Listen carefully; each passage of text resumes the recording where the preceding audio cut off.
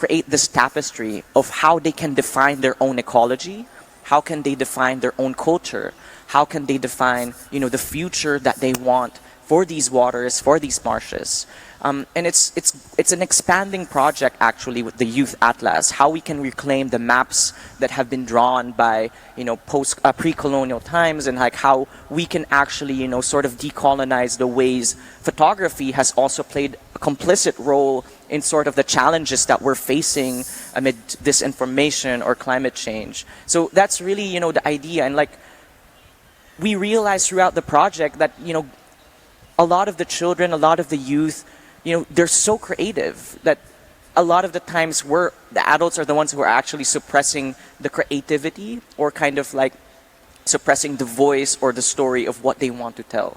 So that was really sort of our goal, our collective goal and collective dream, to be able to bring the stories of the Philippines and reclaimed by the people themselves.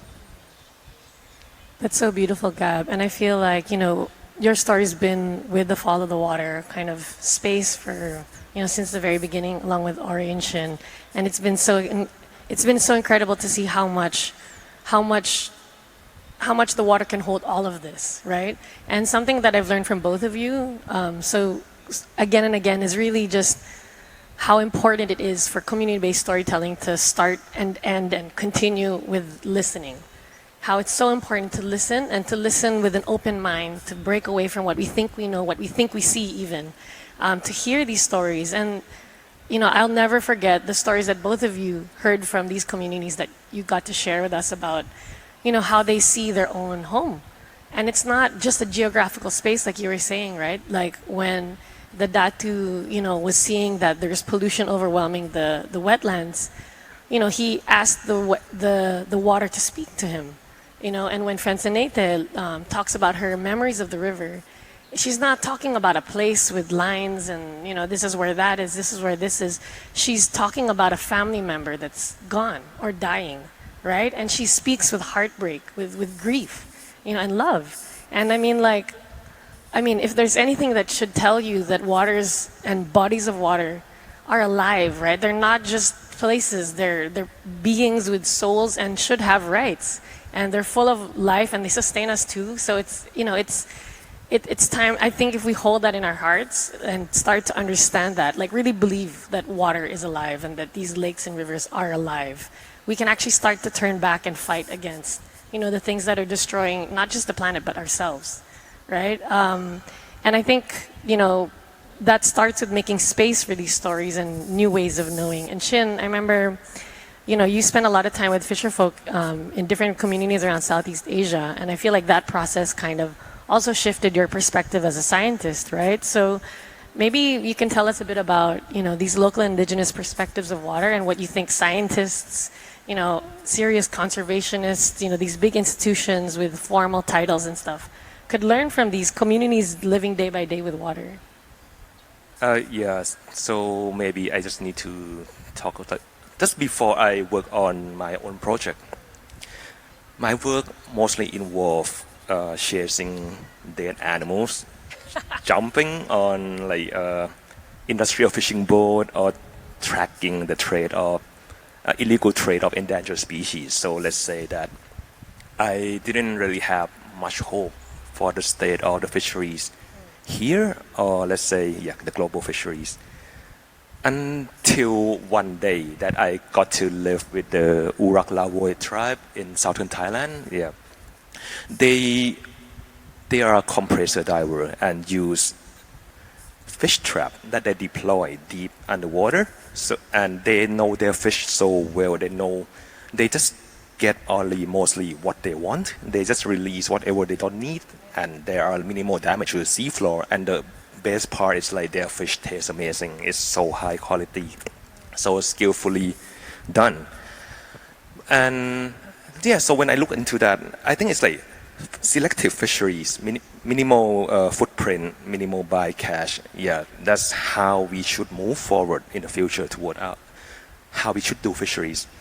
And when so then that's why I jump into this project. And then when I travel to across these places, I noticed that like they all have very deep knowledge that has been passed down for many generations. For example, like the harpooners of Indonesia, you would be surprised that they keep a very detailed log, the record of whatever they catch over the time. So it's like very useful to trace like whether there's a decline or like the seasonal like migration across that section of the sea. Or like the otter fishers in Bangladesh, they are the true expert at breeding endangered otters, and they are now attracting interest from scientists, like for the potential for captive breeding program. So these fishers, they know their stuff and their knowledge has value. But as I have previously mentioned, they are often overlooked. And when is the time that we shift our perspective to view them as partners to do conservation for in the future? And maybe some good example of that is like how in South Korea, the government, the private sectors have been invest so much to showcase their cultural heritage, the Haenyeo. They have been doing pretty well, and it's a good example. No, that's so important to say that, I think when we think of the waters and the oceans being depleted, it's easy to blame the fisherfolk who are depending on it for their livelihood and engaging in practices that, without understanding how they work, look, violent, look, destructive. But actually, it's built on this kind of relationship with the water that allows for a balance that we don't have or don't understand because we're so disconnected from it. And actually, it's not that hard to start connecting to it once you start paying attention and listening to the people who know it best. And I think what you were saying with South Korea, it's so important also when we start to value these different, knowledges, these different perspectives, it actually creates value to them and helps them, kind of continue their way of life and then also rebalance the society that's become disconnected from them, So that connection, I think, is super important. And, speaking of connection and relationship, RA, I know that you talked about Mekong and your project, shaping your project around the question that, if the Mekong is a mother to all these communities, what happens when the mother can no longer provide? I just heard my baby cry, and it's been something we've been talking and connecting on is just being mothers and trying to kind of hold everything, right? As difficult as it is. And, thank you so much for having that energy to encourage me as a new mom. And the idea of not providing for your child or your children and not being able to hold it, I can feel that in my nervous system. I can feel that in my gut, in my brain. It's that is such a scary thing that we should all be scared of. So what, with the communities that you've worked with and, immersed yourself with as you traveled along the Mekong, how did they deepen your understanding of the Mekong as a mother? So working with these different communities made me realize that the idea of Mekong as a mother, is not just, it's more than symbolic. So because for them it's lived, because the Mekong, she feeds, she protects, and she sustains her children. And to them, she's more than a resource, she's kin, she's ancestor, and she's spirit, as, what Gap mentioned earlier. So seeing this perspective, seeing this connection from their perspective, I feel that it shifts the sense of responsibility because we're not just using the river, we're actually in a relationship with her. And also this work became deeply personal for me because in the middle of working on it, I became a mother. So I know, I'm sure as, you know full well that being mothers, we often, just provide for and just give to our children unconditionally and often at the expense of our own well-being and health, right? So it made me reflect that this is exactly what the Mekong is doing as well. It keeps on giving, even though it's being depleted. So I hope that my work will make people realize that there is a limit to a mother's love and that we should protect her before it's too late. Amen. I feel an immense sense of gratitude also just to have access to these stories because that's what shifts the perspective of us of not having hope, right? Of looking at a challenge or a problem or a lot of the hardships that we see in the world, and then having access to real lived experiences and the shift of perspectives. I feel really grateful, and I hope that you do as well. But Nicola, we've been together for the last couple of days, hearing a little bit more the behind the scenes of all of the stories in the journal, and that's been incredible. But you've been behind this entire process of curating all these stories to be the journal that it is today. So what has that experience, working with the photographers, listening to all these different beautiful stories, how has that shaped the way you look at water? I mean, I think that it's been a journey, to say the least. As we were working on this, it's funny because when you just said that, I was like, oh, right, yeah. When we were making this, I also became a mother, or was pregnant, and then the baby came out, and I was trying to kind of hold all of this together. But actually what I learned from each of you, right, and I'm learning again and again, is really the power of letting go. Like when you're trying to tell a story, you actually have to follow it. You have to let it take you where it wants to go and bring you to places you didn't expect, you didn't see, didn't imagine, and in that kind of process, it kind of changes you. I think that you can only really make a story come alive when you let it change you.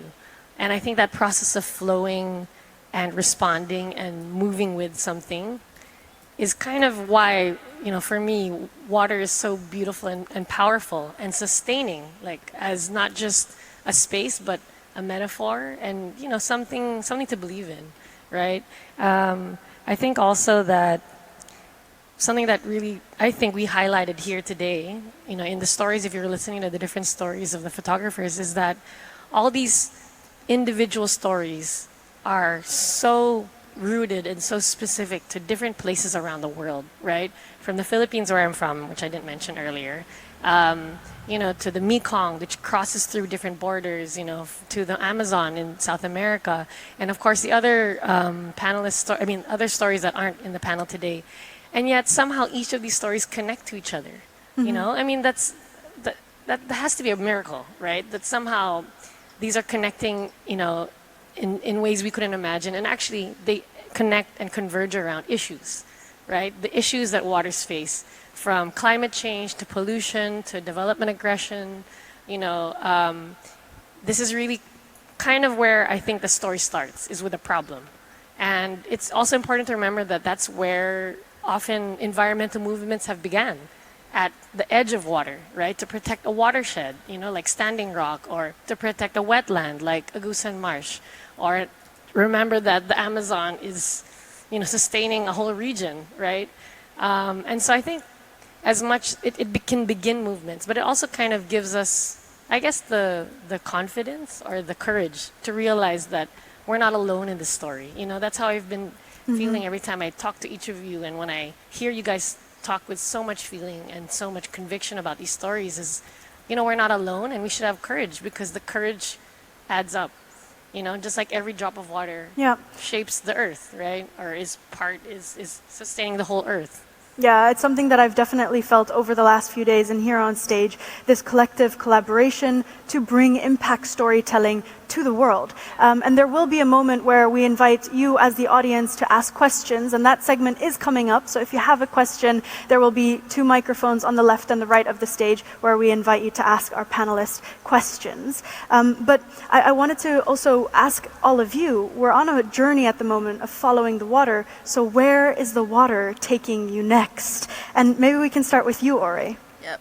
Oh, it's always been my dream to follow the entire Mekong River, starting from the source in Tibet till the delta in Vietnam, where the river joins the sea.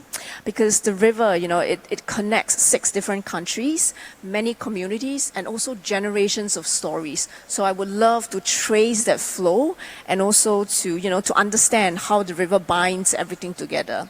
And in terms of storytelling, I hoped to be more fluid, to be more collaborative and experimental in my approach, because the whole Mekong system is so complex. There's no single medium that can, capture the depth of it. So I hope to work across different mediums of photography, of videos, sounds, and maps to create narratives that would reflect that flow, that movement, and also the voices, the many voices around it. Wonderful. Gab, what about you? What's your dream? Where can we expect you? Well, I think, I mean, my way of life, or like, I think the way I think about my next project is really something that I don't control. And I think I really echo a lot of what Nicola was saying about letting these stories take you where you go. Like, the story with the Guardians of the Marsh was something we've worked on like 7 years ago, and now it's still recurring and being part of this continuum. And yeah, I always try to return and remember the words of Ate Marites of the Agusan Manobo tribe, to flow, to allow yourself to be open to changes, and maybe not always like having a tunnel vision to what project next, what stories next, but letting the stories invite you. And I think that's something that I'm excited where Youth Atlas will take us, where this Follow the Water Journal will take us, and where even the Guardians of Marsh will take us next. Beautiful. To flow. I think that's a common theme that keeps coming up and is so wonderfully connected to the theme of water. And what a wonderful invitation. But Pablo, I know you had something very beautiful to share as well from all the way in the Amazon. So please tell us what your dream is and where the water is taking you next. It's difficult to really know where water will take us, because we think we have a very clear direction, and then water makes its magic, right? And we end up in unexpected places. But if I have a wish, I wish it takes us, all of us, to a more collective place in which we see ourselves not as ourselves only, but as part of something way bigger. And I get a lot of inspiration from the stories I work with, right? When it comes to the people I work with the story, they do know that the river is not going to be the same, that the river is not going to come back. But even though they know and they are clear about that, they are still fighting, and they are still struggling, and they are still sharing their stories. Not to save the river, but because their stories could also help save other rivers from the more than 300 hydroelectric power dams that are planned right now in the Amazon rainforest. And can you share a little bit more? We were talking about it yesterday, of this invitation to the audience of how we can really embody and implement being part of the water. Sorry? Yesterday you mentioned that this message and call to action for the audience to really embody the water through the message. I don't... the audio... so...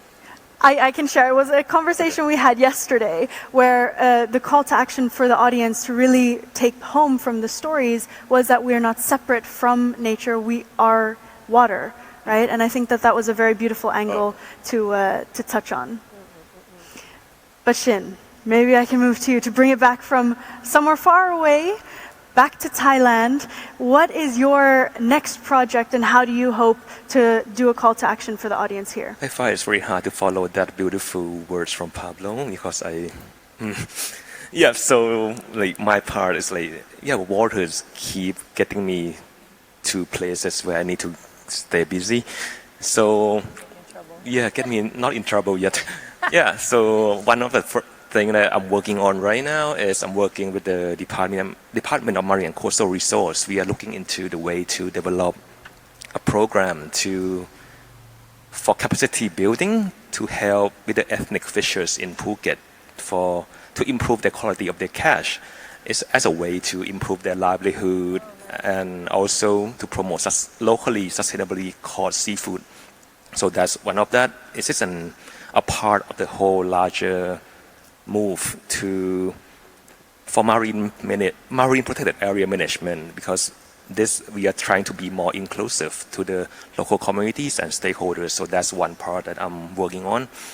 Another one that I want to do is I kind of want to expand my last catch, to expand to more countries across Asia. Yeah, because like the deeper I dive into all these stories, I am so astonished by the history, the people, the personal stories, their knowledge of like the resource, or even like the ecological insight from their folklores. Though I love those stories.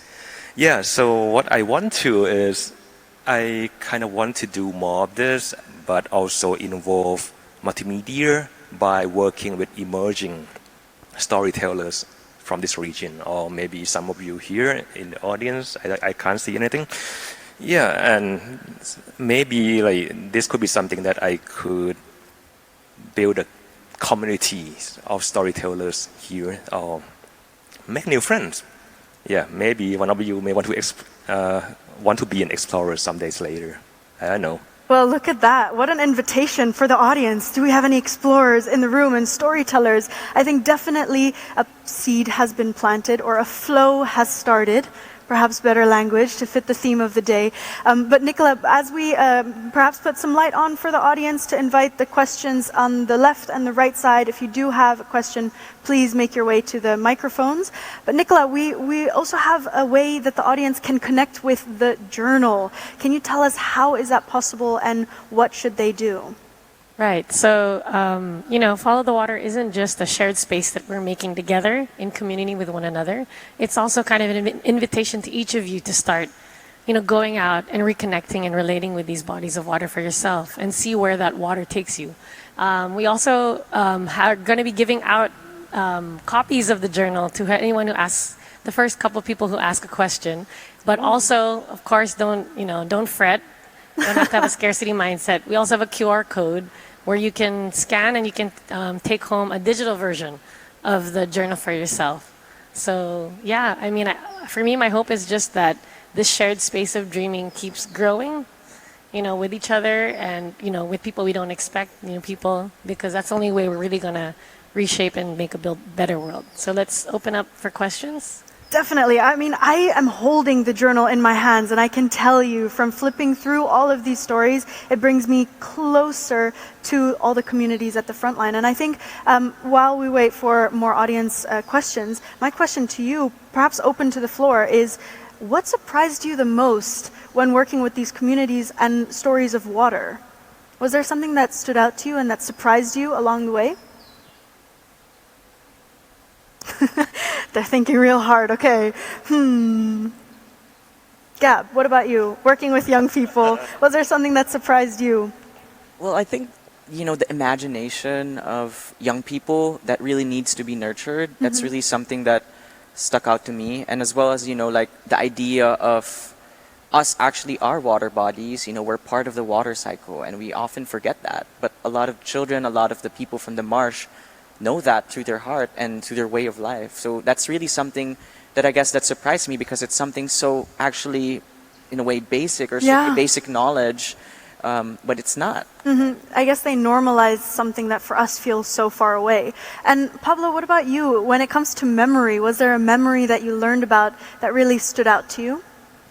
I don't know if a memory, but I would say what surprised me the most is how connected these people are to these places, right? And especially if we think of ourselves, people from the cities, we live completely disconnected from the place we live. I remember somebody explaining climate change to me using, as an example, a mango tree next to his home.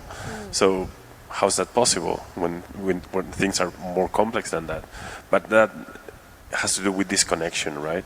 We think everything comes from the market. They have this very profound relationship with, because their life is all that territory as well.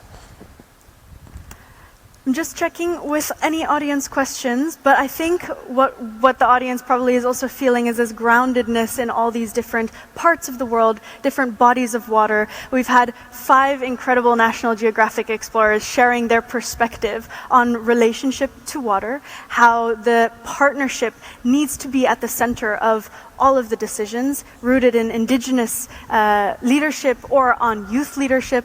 So I really would like to say thank you for all the lessons and the stories that you shared with us. And please join me in giving a warm round of, I see a wave in the audience. A brave soul. Welcome. Yes, a round of applause.